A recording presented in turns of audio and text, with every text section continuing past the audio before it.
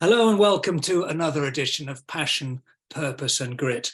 My Sporting Memories guest today is a man who has played a more active part in British and Irish Lions rugby than anybody else on the planet. Dr. James Robson started as a physio in Dundee before qualifying as a doctor, been on the Lions tour in 1993 and then 5 more after that. As rugby's gone from an amateur pastime to a professional business, James has had to make instant decisions on injuries that vary from the mild to the career-threatening to the life-threatening. His role's been recognised throughout the world, an honorary doctorate, an MBE, a place in Lions history, and the odd famous photo bomber. Now, James, tell us about James Bond. Oh, that's a wonderful memory. We're in Australia, and myself and Phil Pask are in the gym. Phil's one of the best physios I've ever worked with, and really passionate physical activity guru. And he even drew me into at least sitting on the bike. And in comes Daniel Craig, hi boys, and just wonderful. And then of course he appears after the match in the changing rooms, and he was incredibly generous with his time. And I was just delighted to get a photograph with him to be able to send home to my family. So. Fantastic. Yeah, I mean, they said that he played rugby, but he doesn't. I don't think he was a number 7. Would he? I don't think so. I don't know his history, but a wonderful man to meet, and as I say, incredibly generous given his stature and his status with his time. Well, one of the great characters you meet in rugby, and that's what we've both been very blessed to have seen. But with the Six Nations is about to start, obviously, and there's a huge controversy about concussion in the game, subjects which we'll get onto later, I suspect. But James, first of all, how did it all start for you? How did you get involved in rugby, first of all, and then as a physio? So in rugby, I played at school, and then when I came to Edinburgh to study physio, eventually got in tow with Edinburgh Wanderers at that time, and played for a little while. And having qualified, I got 1 or 2 sort of stands on the hand, and I thought, hang on a minute, that's my tool in trade, my hands. Physio is very much a tactile profession. And I decided, do you know what? Maybe get out of playing and start looking after these guys. So perhaps one of the early adopters of looking after. I then moved to Dundee to study medicine. And I suppose my big break came the following year when the North and Midlands district side were looking for, they'd had a Robs man, and allegedly he'd turned up to 1 game too many, a little worse for wear. And he was a bucket carrier with the magic sponge. And so they were asking around who might be available, and one of the guys said, oh, my girlfriend works with a guy that's a medical student but is a physio. And so I got a phone call out of the blue and went along. It was David Leslie, his last game at district level, so a former Scotland captain, one of the greats. And I must have done something right, because that was the last game of the season. And I was asked back. So 2 or 3 years on, I got a phone call out of the blue from Donald McLeod. Sadly, Donald just passed away a few months ago.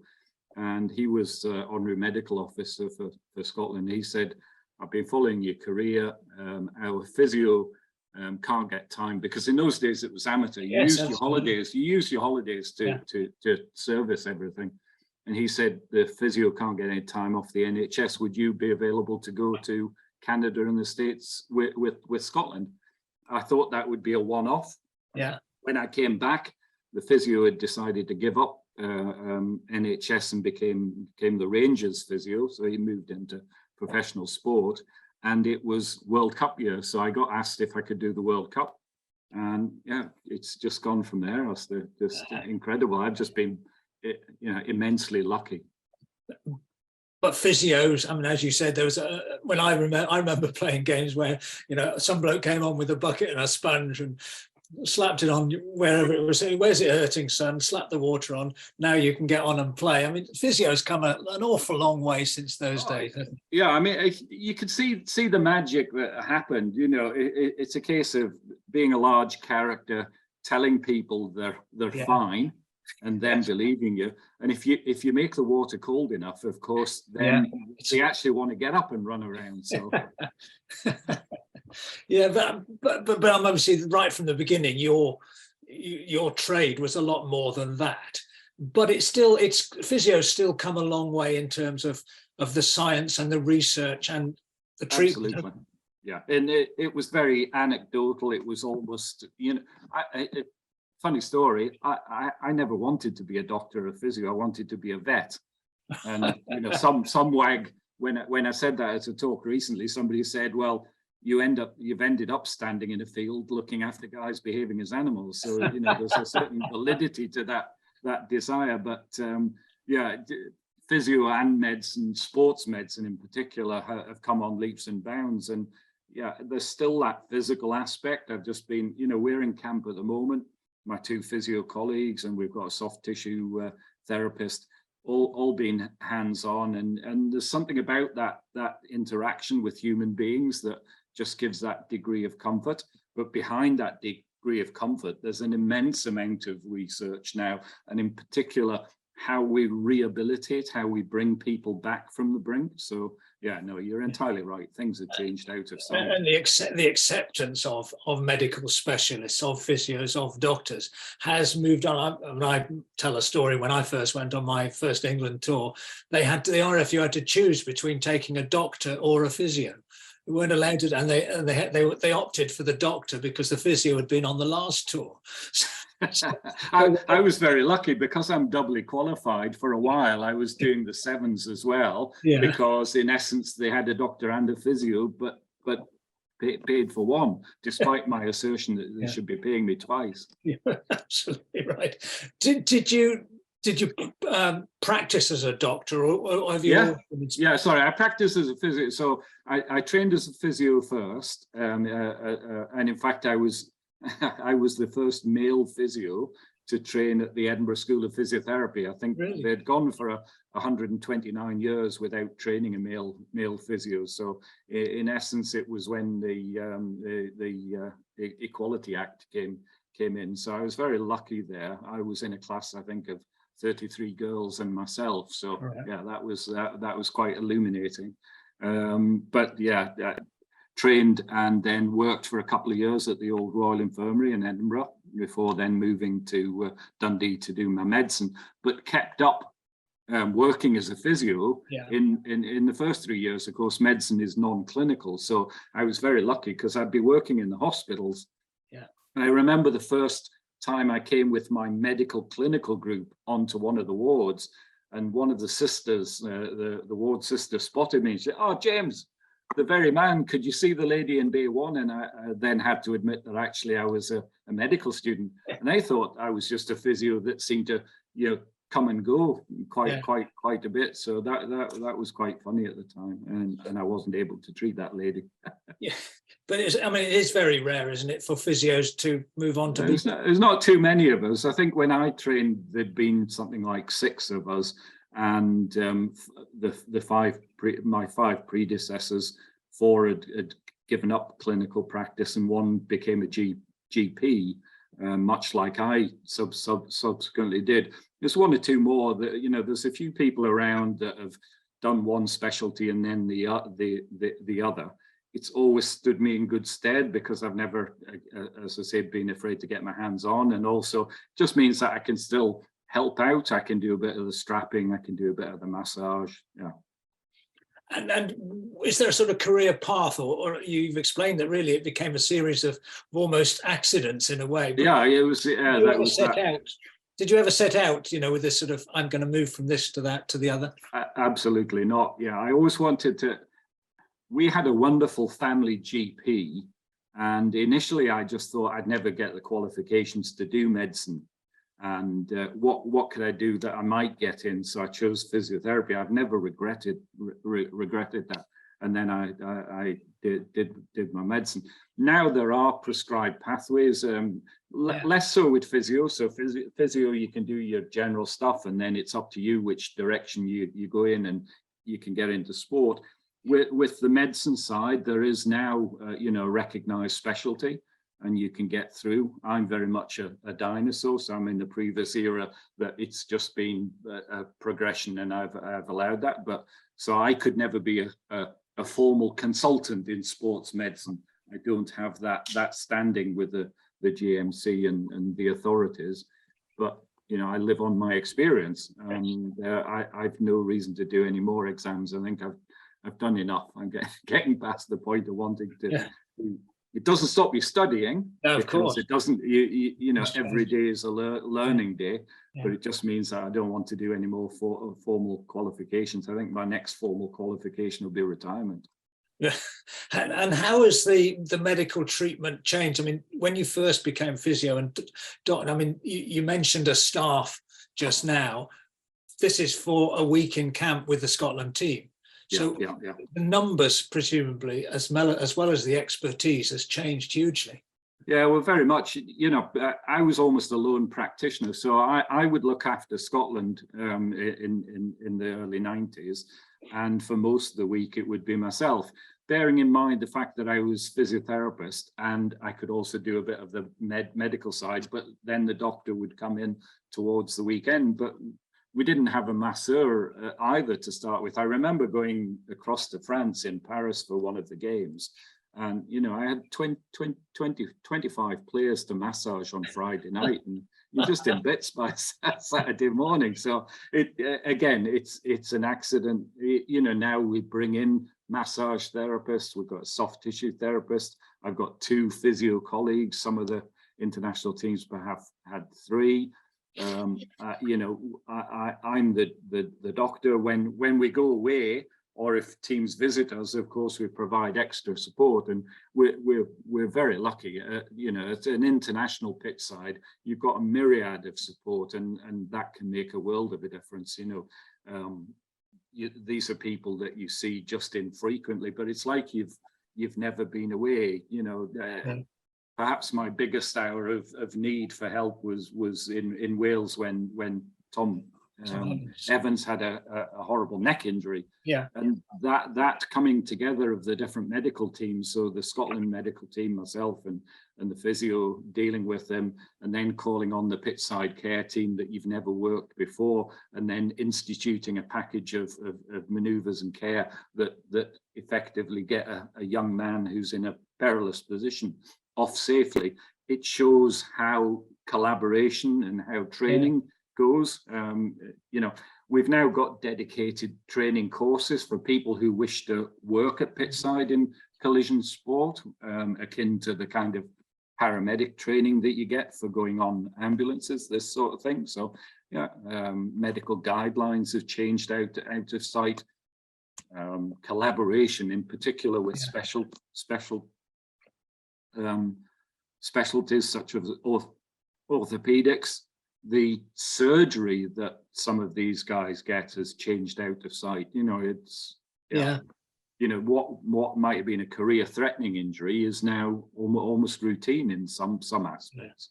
And each international venue, I think I'm right in saying, has almost a mini hospital, doesn't it? Yeah, by and large, we've all got good facilities. We've got good care. We bring in visiting specialists. So at Murrayfield, we'll have an orthopedic surgeon. We'll have a radiologist. We'll be able to access scanning sort of for 3 hours after the game. We'll have a dentist. We'll have an immediate care lead, so somebody that can lead in resuscitation. And then we'll have a match doctor in charge of the HIA process, and perhaps have another couple of medical colleagues. So, and that's fairly standard now. What I feel guilty about, of course, is that's at the professional elite end. Yeah. Most sport occurs at grassroots level, where you're lucky if there's a first aider. And on the converse, we've endeavoured, certainly in Scotland, to do a lot of teaching of first aid, because you need to provide some level of care to everybody. having said that, the lack of provision shouldn't stop you playing some sort of sport.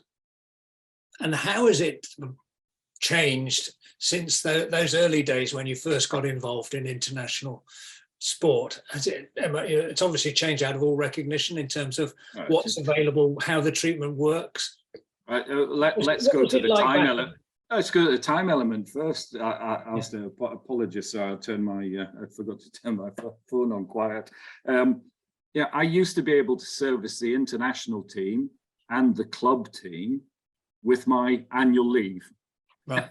And now I'm full time. You know, I've been full time for I think something like 19 years. I've been almost full time for 30 years.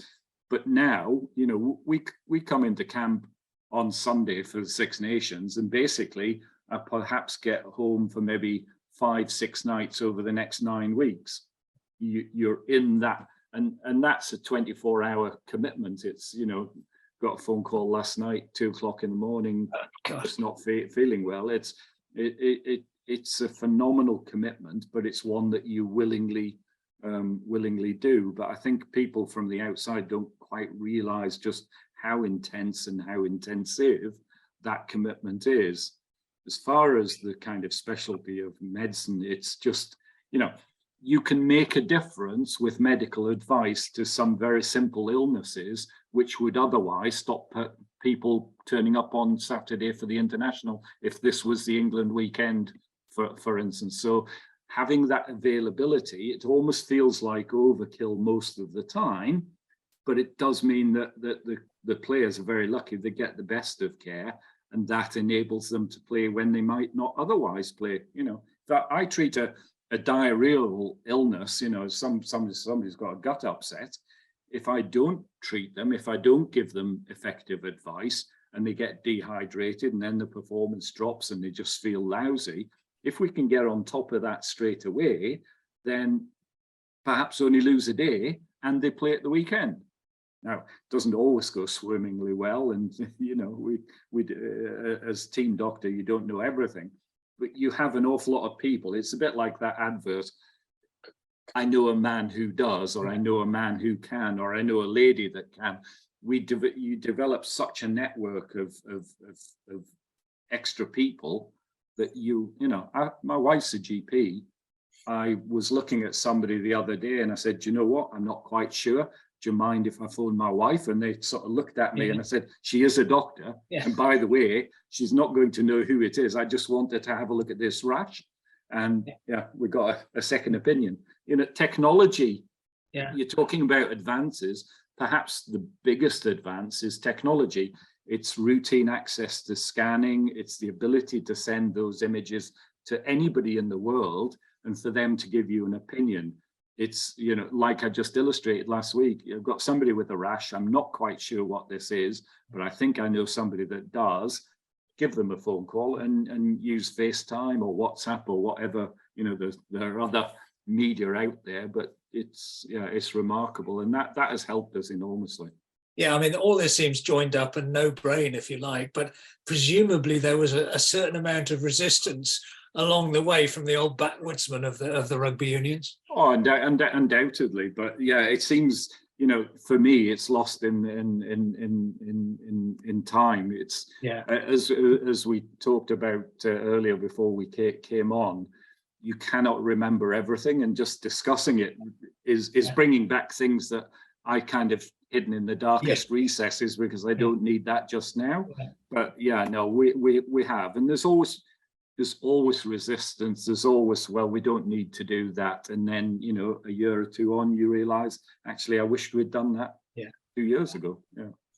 So you're, as I mentioned right at the beginning, you're synonymous almost with the Lions tour. So tell me about your first Lions tour. That was 1993, wasn't it? That was 93 to New Zealand. That was amazing because I'd looked after Scotland for the tour to Canada and the States in 91, and then I'd done the World Cup, and then I couldn't do the following year because I was too busy doing my medical career, so I dropped out. But I'd met Ian McGeechan and Jim Telfer and these people for the World Cup, and Ian was going to be head coach. So he'd said to the powers that be, we've got this guy who's a doctor who could come as a second physio, because my other colleague was Kevin Murphy, wonderful physio, England physio, probably treated you, and I learned so much from him on that tour. So the pair of us went, and that was the first time, in effect, they had two physios. And as I said to you, the medical side is a smaller element. It's the physical side, the physiotherapy side, that's the larger element. But there's another contrast. My 93 tour, we had a head coach and an assistant coach, Dick Best. We had Jeff Cook as manager, myself as doctor stroke physio, and Kevin Murphy. So the management nights out were legendary. There were 5 of us. You know, it's like the Beatles with our rolled necks and our blazers on. It's and then contrast it with some of the other tours. You know, a management of 34. You know, so 5 to start with. So we've gone with Scotland from 2 or 3 people to the Lions with 5, and now we've got, you know, you've got a coach for attacking, you've got a coach for scrummaging, you've got a coach for defence, you've got a head coach, you've got a manager and manager's assistant. I've got 2 physio colleagues and a soft tissue therapist. Everything has been designed to maximise the care of the player in order that the spectacle at the weekend is of the highest magnitude. So I suppose that's where the numbers game comes in. Yeah, but I'd imagine, though, from a medical point of view, medicine is medicine. You have to try and make people as well as they can be. But that 93 tour was the last amateur Lions tour. Yeah, definitely, because, you know, 97, which is perhaps my favorite for various good reasons. But I learned so much from the guys. So we had the likes of Wade Dooley and Mike Teague and Peter Winterbottom from England. We had a good cohort from all of the other countries. You just learn so much in that amateur era that we then dragged through to the semi-professional and then the professional era. It was very much everybody was in the same boat. We weren't getting paid, to the best of my knowledge. Everybody kind of chipped in. There was an old-fashioned thought about it. One of the wonderful things about these tours, it introduced me to the likes of yourself and other journalists and the photographers and all of the people that follow this kind of sport that we all know and love. Touring New Zealand in those days, you know, still feel a bit aggrieved about the penalty that we thought shouldn't have been a penalty for the first match, coming back really well in the second test, and then, you know, almost a test too far in the third test. It's interesting because my memories of games are a bit sketchy at times, because of course you're at pit side concentrating on whether somebody's going to get injured or not. So by and large, I know whether we've won or not. I can often not say. I'll have to say who scored then, and because you're in a different mindset. You're there to care, and not to necessarily know what's truly going on. And you know, I'll frequently, if I get a chance to go home after an international, maybe the following day, if we're going to be out for a couple of days, one of my daughters will say, "Dad, do you want to sit and watch the game again?" And for her, it's watching the game again. For me, it's watching it almost first time, because you can actually then appreciate the rugby. And was there a big change of mindset then when the 97 tour, which we can talk a lot about, that was the first professional tour as such? Fran Cotton was in charge.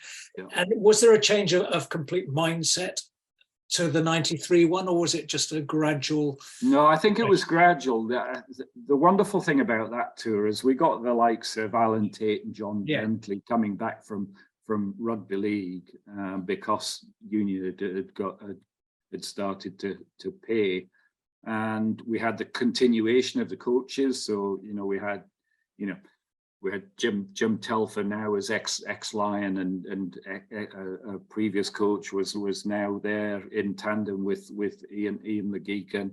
We had, Fran, just one wonderful icon.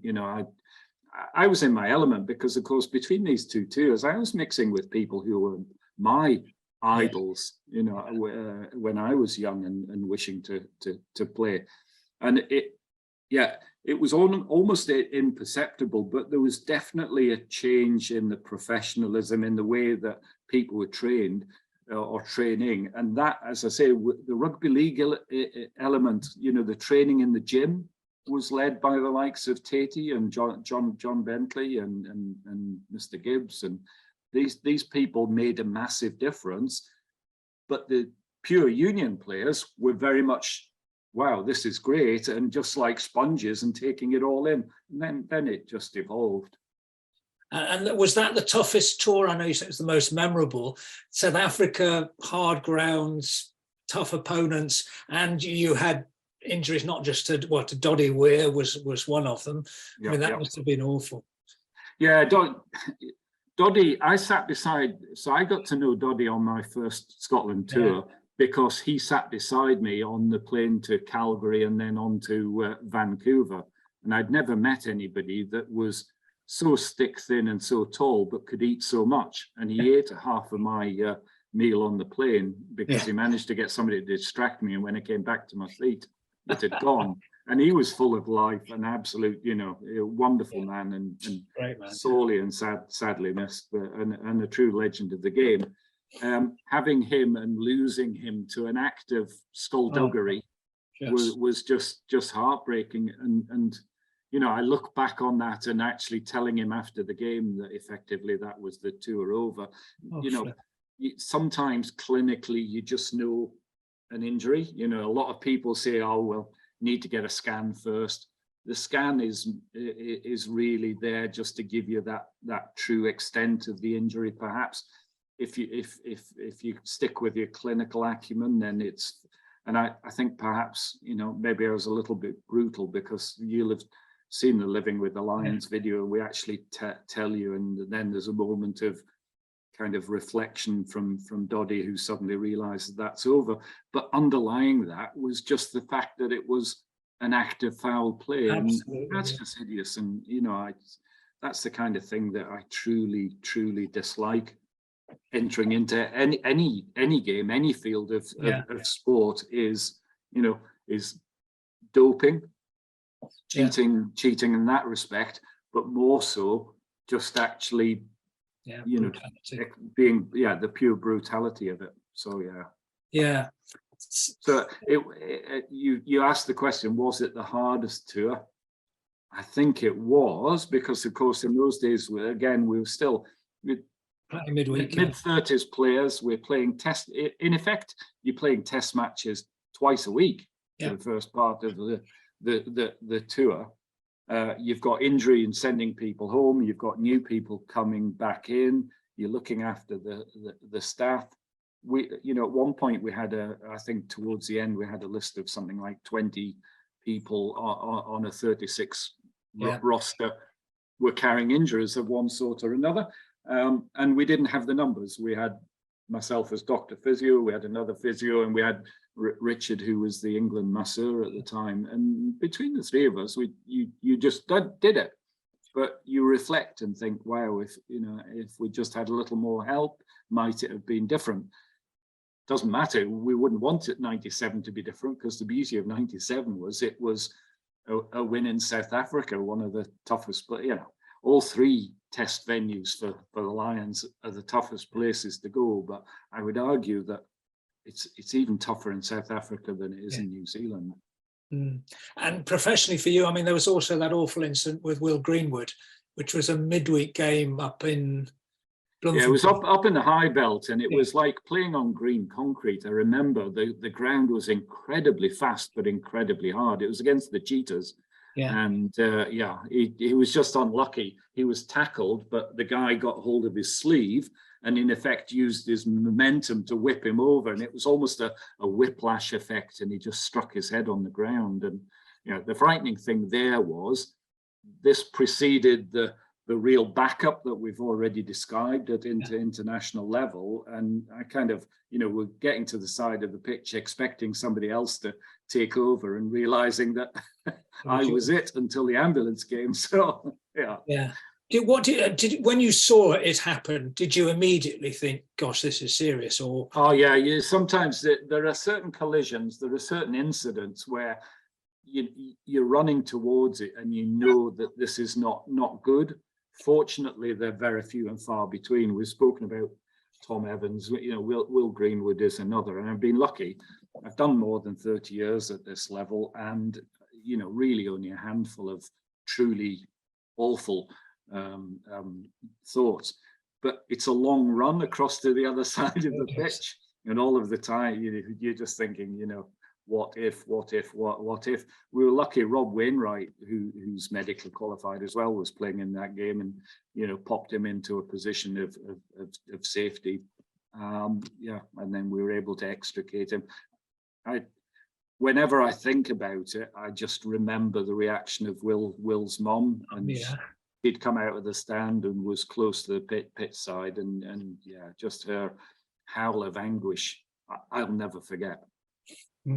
But I mean, Will's since said, he's not done too bad for himself. But you saved to write a lot, and he reports a lot, and he's looking very good. And you saved his life. You saved his life, though, and that must be. No. I'd say it's just what we needed to do. But he was on the phone the other day looking for tickets. Yeah. I thought it was the other way around. I thought, he was supposed to be grateful for me, but yeah. Brilliant stuff. And so really, you had two tastes of the Lions. This was going to be, you weren't going to give it up, or do you think? It's so addictive. I mean, I was devastated when Warren Gatland finally decided he didn't want me, and that's the coach's prerogative. But I was immensely lucky. I did 2 full cycles, I New Zealand twice, Australia twice, and South Africa twice. And wow, who could have ever wanted to deserve that? And as I said to you, when I first came into it, I thought I was the bee's knees by managing to get on one Scotland tour, and things have you've got to take your chances in life. And if somebody offered me a tour with the Lions, how could you say no? It's one of the hardest decisions I have at the moment, and I can be honest with you, is deciding when to retire. Yeah. Looking after these immense athletes is so addictive. The adrenaline that even as a support player, support staff at Pitside, the adrenaline that you get in test match day is just addictive. It's so hard. I have two true addictions: rugby and chocolate. And it's just wow. Combine the two, you get a Lion bar. No, right. You don't see Lion bars around very often, and there are other chocolate bars. I have to say, I'm very lucky. Dave Cherry, one of our hookers, his dear lady works with Cadbury's, and occasionally Dave's very generous and brings me a very large bar of chocolate in, and then the following day he'll say, "Do you have any left?" And I go, "Sorry, Dave, no, it's gone." Wonderful. As you said, it does take its toll on family life, though. You go away for a 7-week occasion like a Lions tour, and you've got international tours as well. It must be very difficult in that sense. Yeah. I've got 2 daughters, and they've never really known any different, because but my wife holds it against me every now and again. I was not there when both the girls had chicken pox. I wasn't there when we moved house. We got the keys for our house that we're in now of 22 years, and we got the keys, and she then took me to the airport to go off to Australia. Yeah. Sorry, pardon. No worries. Yeah. Yeah, it does.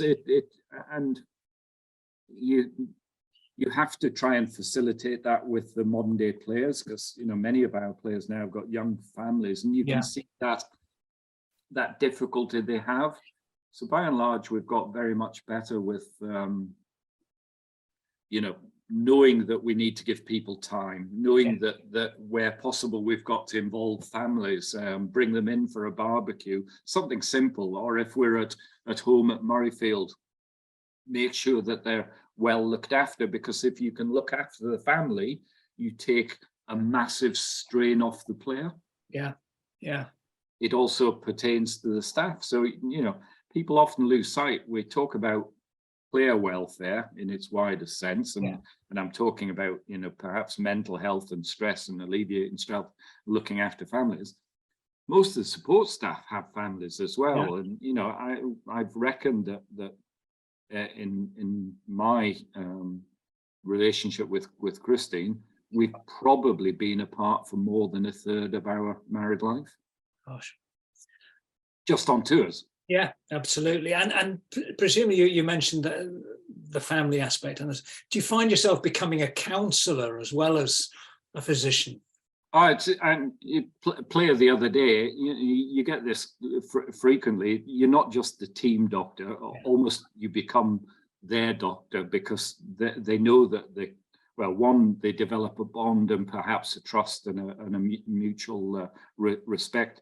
The other thing is that it's sometimes easier to get hold of me. So I'll get a picture and they'll say, Doc, this is such and such, his 6. What do you think? You know, and you know, I was able to confidently say the other day, oh, that's mumps, or you know, that's chicken pox, or and so you get that.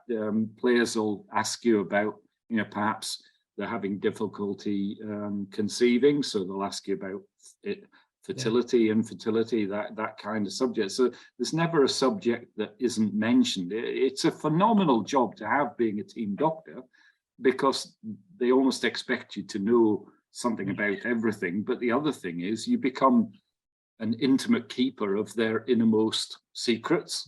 And of course, what goes between me and the player, or me and a member of staff, that stays. You know, that confidentiality of the medical practitioner. Even with injury, you know, we'll say to the player, yeah, this is what I think, blah, blah, blah. I need, you know, do you mind if I speak to the coach? And they're sometimes surprised about that, because they're often very open about their injuries, and you know that you'll get somebody saying, oh, what's wrong with Hoggy, or what's, you know, and they have no thought of what we have is, hang on a minute, that's confidential, so I have to be comfortable, you know, passing that on. So you become a counsellor, you become a marriage guidance, you become a temporary GP. It's a very privileged position to have as a team doctor. Yeah, and coping with people who've been dropped, for instance, you know. Yeah. Well, hey, I got it firsthand. All of a sudden, that's my Lions career over with. I was absolutely devastated, and when I got over the devastation personally, I suddenly thought, hang on a minute, this is what happens to players week in and week out. You know, this was the first time I'd never been considered for something that I thought I might get. Now, you always took it on, well, yeah, it's not my decision, it's somebody else's decision, but I've been very lucky.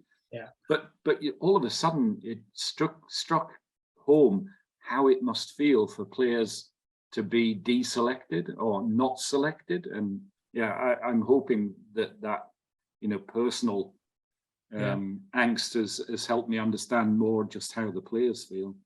And when you get players who are not in the team but are in the squad, I mean, does that create a different dynamic? Yeah, we're very lucky. I mean, I've been involved with Scotland for a while now, and most of the time people you know, yes, they're right to be disappointed and perhaps have a little bit of a strop or a sulk, and then all of a sudden it's switched into, right, what can I do to help the team? And that was special about the 97 Lions tour. I remember the first team having won the series, having won the first test, just turning up for training to help the guys that were doing the midweek, and there was never a them and the us. There was just us, and it's that's the mark of a true team, is the ability to put your own personal disappointment behind you and help with the guy that's been selected, because ultimately we're a squad. If we win not as a team, but as a squad at the weekend. Everybody that's there is part of that win. You might not have been on the field, but you're still part of it. Conversely, if we get beat, we take it on the chin as well. And, you know, we feel it, but as staff, it's beholden on us to give the players a little bit of time to be disappointed, because you have to let that work through your system. Then you just need to bring them up. You're in the middle of a Scotland week at the moment.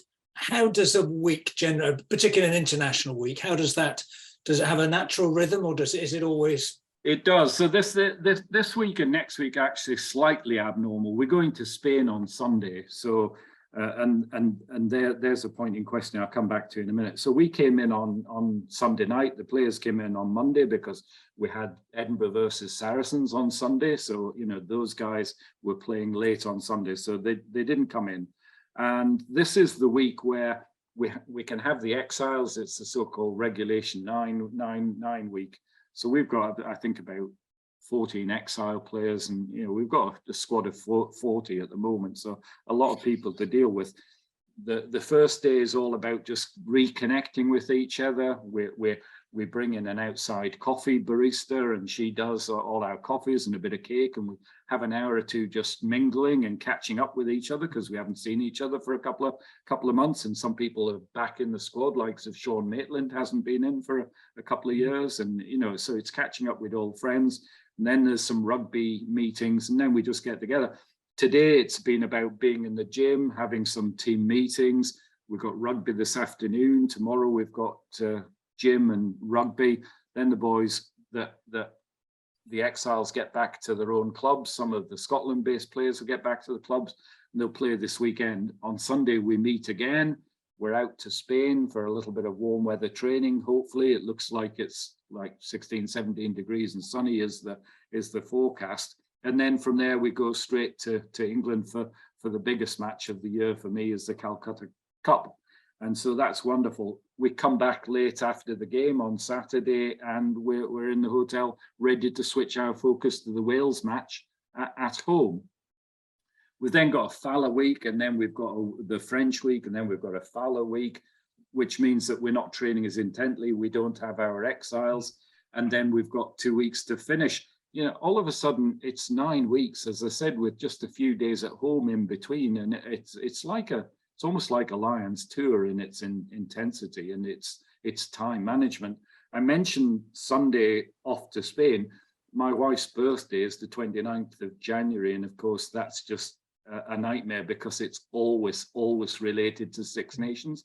And I think only once in the last 7 years have I actually been able to take her out for dinner on her birthday. So yeah, I've got to be on my best behavior, help around the house, get the washing done, any decorating that Christine wants, and then she knows then I'm lost to 5 test matches for the next few weeks.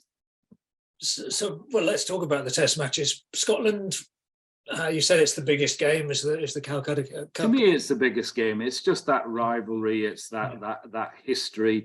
It was the fact that for many years when I was involved, we never seemed to beat England, and then of recent times we've been very lucky.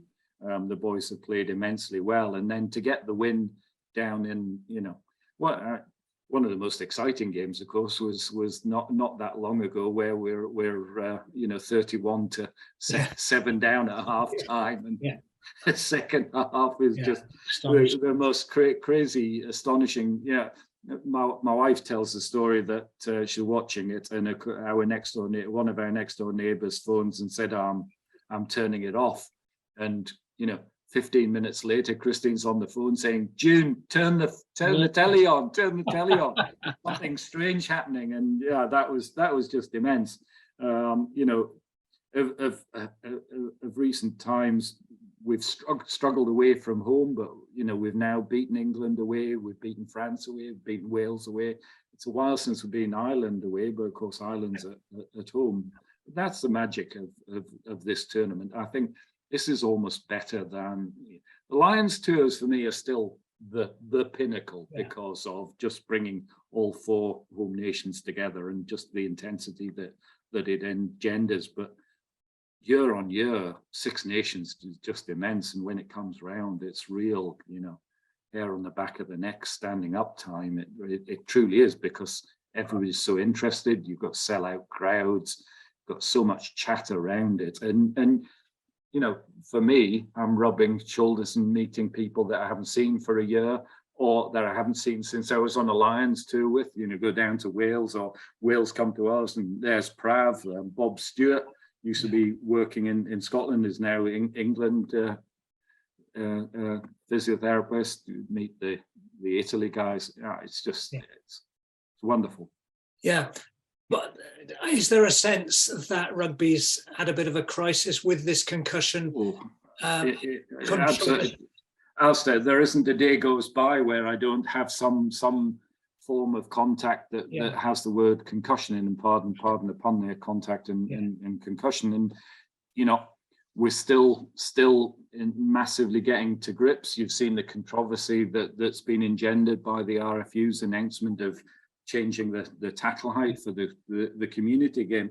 All I can say is that anybody involved in rugby, or anybody that I know involved in rugby, is desperately looking to make the game as safe as possible. And we've already mentioned how the support has changed over the years, even at grassroots level, how you know, surgery has changed immense.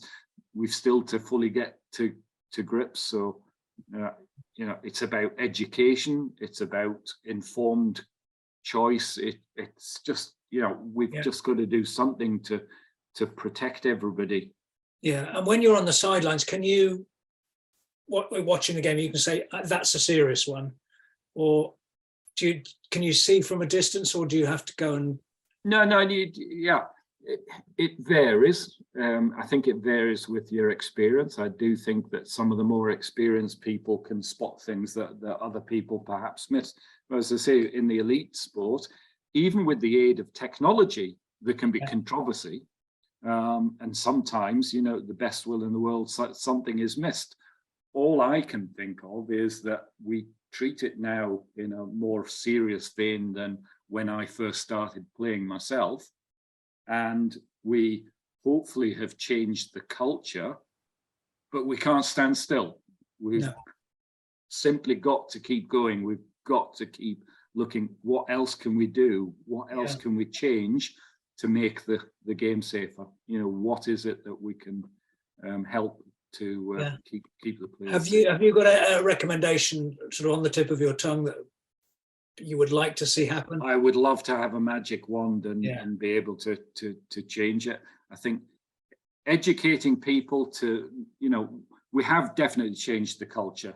We've educated the players. I see with my own players, we'll sometimes not see something, but they're coming to the sideline and say, Doc, he needs to go off because he's not right.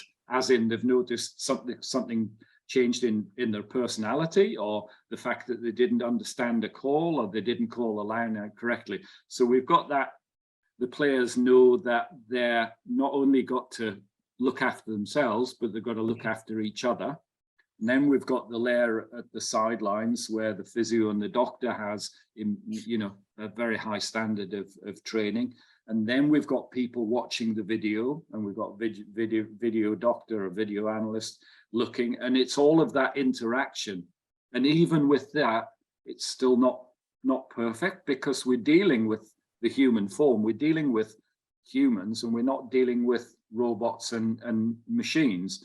And sometimes, despite all of that support, you can get a decision wrong, or you can miss something until you see it later on. So yeah, I don't have a magic wand. All I can say is that I spend a large part of almost every day thinking about this topic and interacting with people. And, you know, doesn't just happen in rugby. It happens in lots of sports, and indeed it happens in everyday life.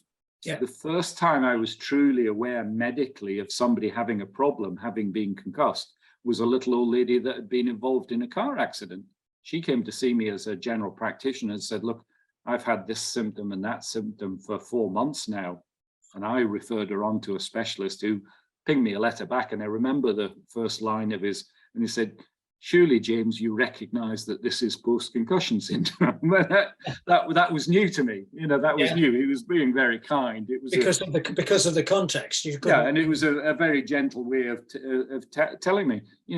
Rugby have developed some protocols that we're now using outside the sports. I was speaking to a neurologist who was saying that she uses that return to play idea for returning her patients to work.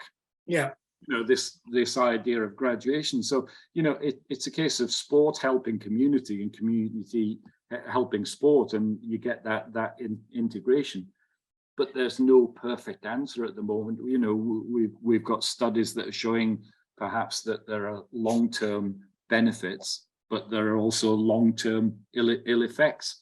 And it's trying to get that balance, because of course that balance exists in almost every walk of life. And it's not to belittle anything that we're doing or seeing in concussion, and with all the awful news that we have about certain individuals suffering from ailments. But at any stage, there is a problem, with simply, I get into my car. And when I was a full-time GP, I used to do 5,000 miles, and my insurance was X. And then I started commuting to Murrayfield from Dundee every day, and I was doing 30,000 miles. And funnily enough, my insurance premium goes up because exposure equals increased risk. In rugby, we've got to find a balance. And of course, again, we've got that subject of, how much contact is too much, and nobody has a handle on that, but we are working towards trying to reduce the amount of contact that happens in any given week.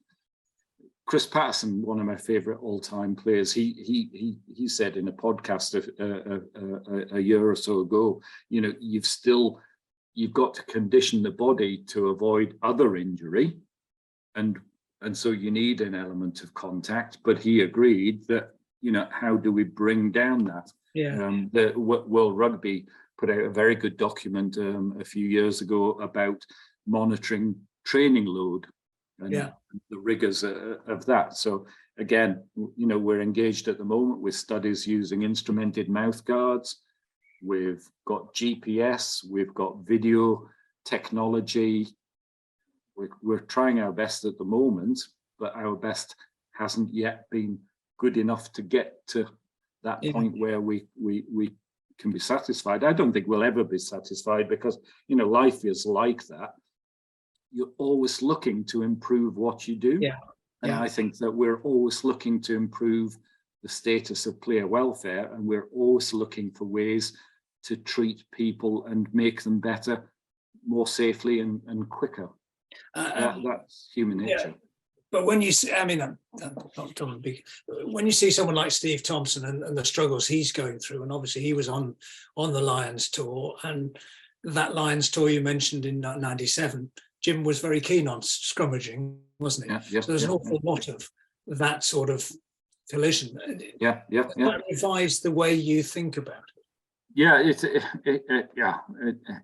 Anybody with and I won't mention individuals, but anybody suffering a disability or whatever, you do feel devastated for. There's no doubt about that.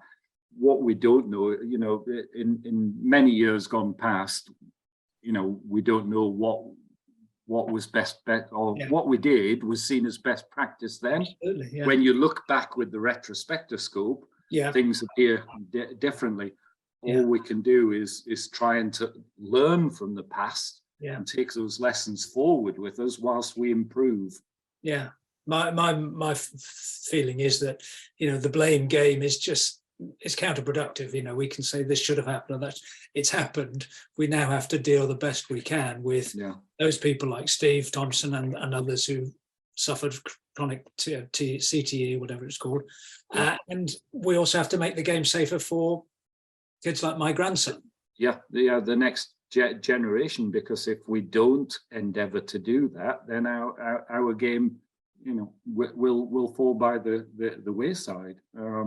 But life is truly like that. I think you're you're duty bound to do the very best that you possibly can. We're only here for a very limited time, and of course, the older that you and I get, the more limited that time seems to be. So yeah, I would, you know, I can't say that I haven't made mistakes. I think anybody that says they never made a mistake is a fool, and yeah, they're fooling themselves. So you hope that you learn by your mistakes. You certainly learn by your experience, by and large. And as I said, players are starting to learn by their experience of education.